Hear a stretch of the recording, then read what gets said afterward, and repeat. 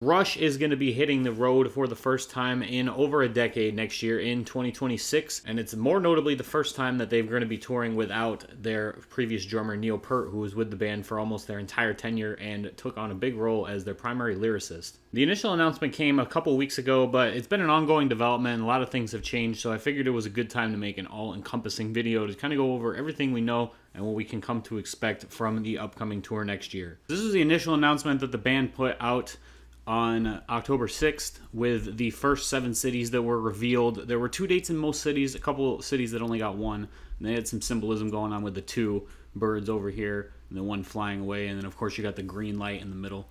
You know, some signifying that the band is ready to move on and they have the green light to do so. And then a few days later, they revealed that they were adding additional dates for every city. So you got 2 dates for the cities that had 2 dates additional and then 1 extra for Cleveland. Mexico City didn't get an extra date, which was kind of weird, but may not have been as much demand because it was based on the amount of people that signed up for the pre-sales. So these went on sale, and I think every show sold out within the first hour that they went on sale. People were a little upset about the lack of shows, and the prices of the tickets became a pretty big point of contention. But while this next announcement would solve one of those problems, it would make the next problem a little bit bigger. We'll get back to that in a second, though, because this is the announcement that came out earlier this past week on October 20th. So they added, believe this is 14 more cities, and then a couple days later they added an extra show for every single one of those cities as well. So we are up to 58 dates on this tour.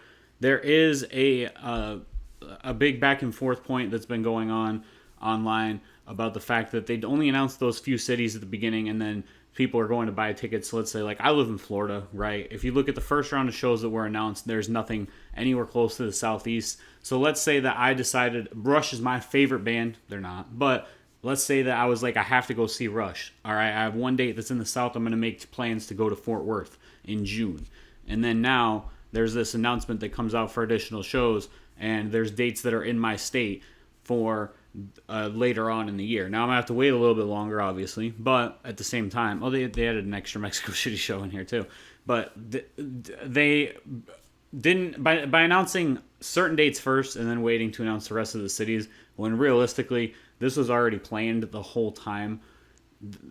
I can understand why people are frustrated, even though I know the reasons behind it from a logistical perspective. You want to make sure that you have the demand that you think you're going to have for those shows, and that's why you announce the initial round of dates.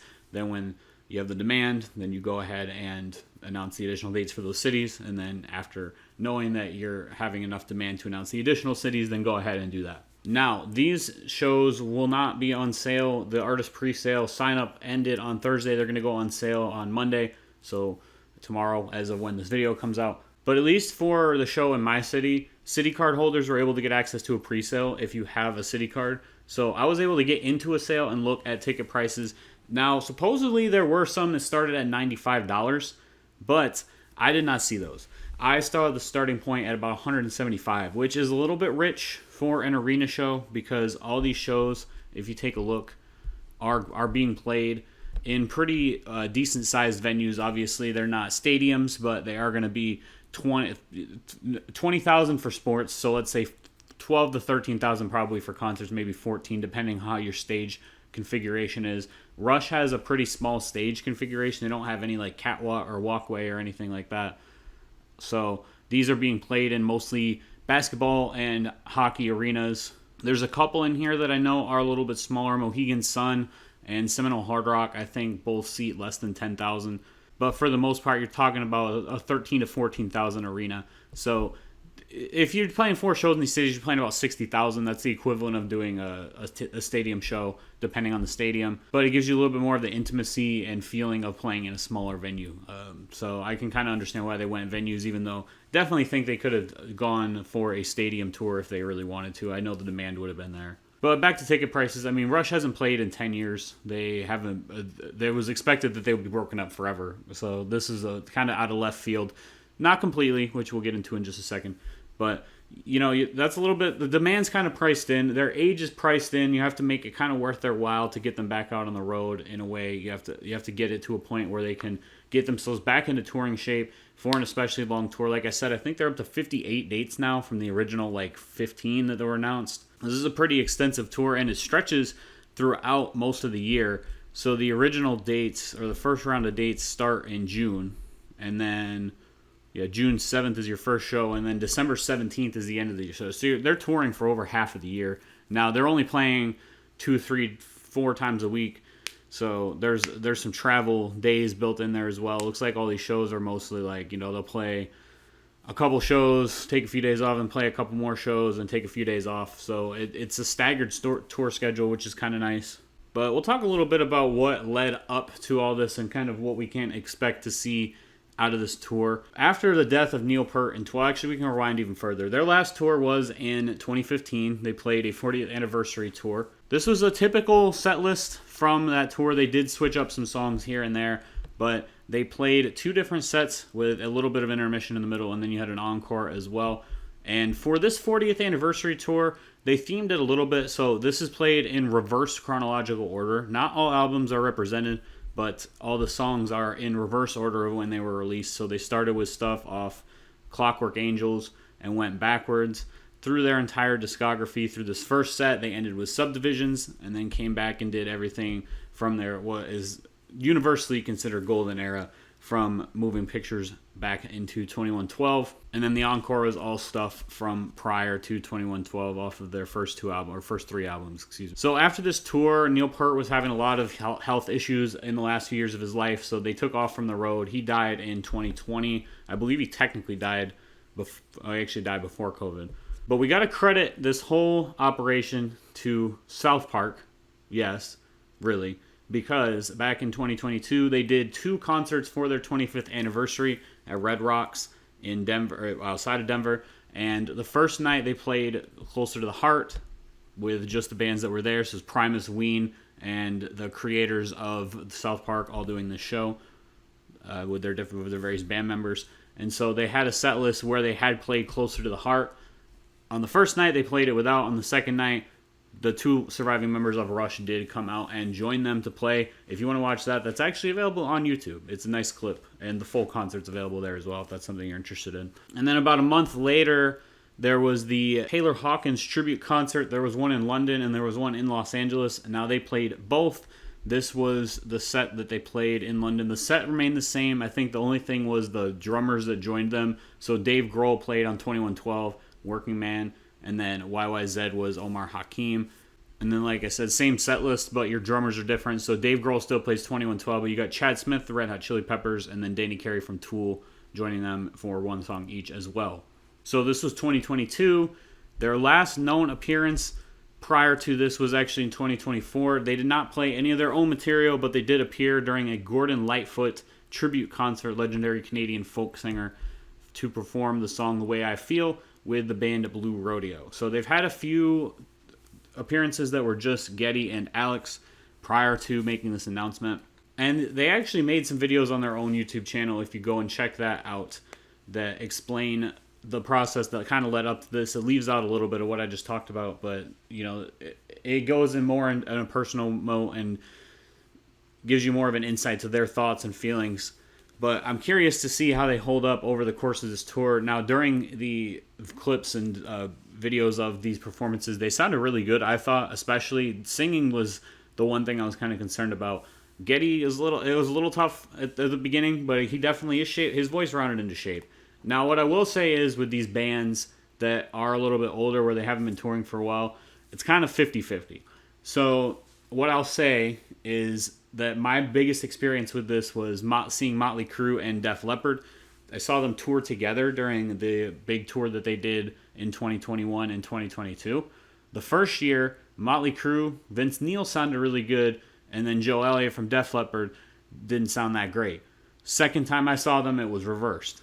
Then I saw Motley Crue the next year at Welcome to Rockville, and Vince Neil was still spotty, I will say. He wasn't bad. He wasn't as bad as the second time I saw them with Def Leppard, but he definitely wasn't as strong as he was the first time around. So there's not a consistency to it necessarily. I know those probably aren't the best examples to use, but Bret Michaels sounded really good when he performed. So I guess there's that. When you get with these older bands, I think that's kind of the first thing that you got to think about. So it could go either way. They got 58 shows in a relatively short amount of time. So I'm excited. I'm going to be trying to go to this personally. one, you got to factor in this is not an opportunity that's going to come around very often. It is a little bit on the loftier price side, but there's still probably an opportunity to get some cheaper tickets. Like I said, if that was just the city sale. Now, for the artist pre-sale, I'm sure there's probably going to be more competition to try and get in. But at the same time, you might get lucky. Also, I will say, with the event being this far out, you got to think there's 7 months between now and the first show, and then you got some shows that are stretching all the way into December. So between now and then, the resale market is going to cool down a little bit. What will happen with shows that are this far out, typically, they'll sell out early, and then over time, they'll get cheaper on the resale market. There's sometimes it'll go back up a little bit more, depending on your city, what's going on, different events that might be getting announced around it. But generally, like, for example, My Chemical Romance tour last year, they sold out all their tickets right away.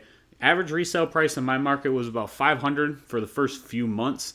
And then a couple months before the show, it dipped down to about mid-threes. And then by the day of the show, I was able to get a ticket for less than $100. And it was a 200th level ticket. It wasn't a 300th level ticket, and that was a stadium. So arenas are obviously a little bit more limited by the seating capacity. But when it's events that are this far out, generally I find that your prices are going to go lower as you get closer to the event. So if you just kind of wait for the resale market to round into shape, keep your eye on it. You don't have to watch it like a hawk or anything. But if you check on it every few weeks, just see, oh, I see the rush tickets are getting cheaper. I can kind of jump on them now. You'll probably end up finding some for under $100, depending on where you're trying to sit, obviously. As far as, setlist expectations, one, they haven't toured in 10 years, and two, you're talking about losing your creative force for the most part. I mean, the guy who made the set list. So I don't think it'll be in exact reverse chronological order like this, but I think you can kind of expect a pretty similar distribution of music from their old albums. They play a couple songs off Moving Pictures, a couple songs off Permanent Waves. Only one of these is off Hemispheres. I thought both Sicknesses were on the same album, but they're not. So you got a couple songs off Farewell to Kings, and then you got 2112. I'm assuming they're going to keep it pretty close to this. This might not be these exact songs. It might not be in this exact order because this was reverse chronological. But I think from this era of the band is going to be pretty heavily represented still. They're going to try and keep it spread out pretty evenly among those songs. And then you'll get a couple of these older songs probably as well. Not as much of the more recent stuff in their discography. But you never know. And joining the original members, or surviving members, I should say, in Neil Peart's drumming seat is going to be Anika Niles. This is an announcement that's been met with a little bit of kind of a mixed reaction. And Geddy certainly didn't help. He added fuel to the fire today with this really, really funny quote, honestly. It says that she didn't grow up listening to Rush. So I know that's not probably very well received by a lot of the people who are already not super happy with the announcement. But I would encourage you to check her out. I got faith. I think that this was a really, really difficult job to fill. And you needed somebody who had a lot of technical skill, but also a lot of feel. That's the thing about Neil Peart is he's a big emotion, not just technicality, but you put the fills in the right spot, right feel to the fills, right, everything about it is just, it's got to fit right. So there were a lot of people who were probably qualified from the technical and the performance side, but they wanted somebody they knew they were going to mesh with as well. So, all right, might be an update. Once tickets are on sale next week, there might be more shows added, but as of now, I think this is pretty much going to be it as far as this announcement. So I'm excited for this tour. Like I said, I'm going to try to attend if possible. Let me know what you guys think down below. Follow us and our Instagram for more updates on concerts around the country. See you guys next time.